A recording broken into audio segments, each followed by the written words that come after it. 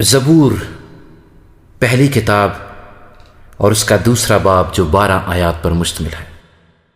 قومیں کس لیے طیش میں ہیں اور لوگ کیوں باطل خیال باندھے خداوند اور اس کے مسیح کے خلاف۔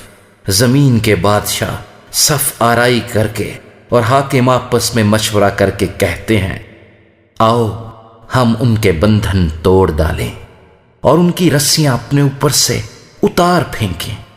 وہ جو آسمان پر تخت نشین ہے ہنسے گا، خداوند ان کا مضحکہ اڑائے گا۔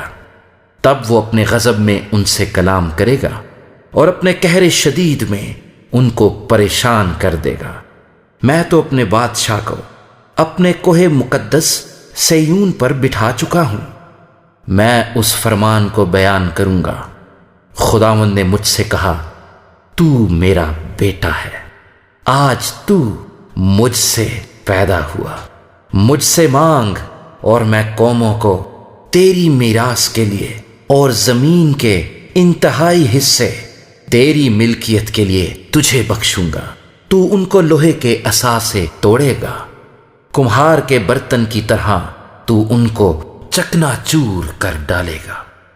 پس اب اے بادشاہو دانش مند بنو، اے زمین کے عدالت کرنے والو تربیت پاؤ۔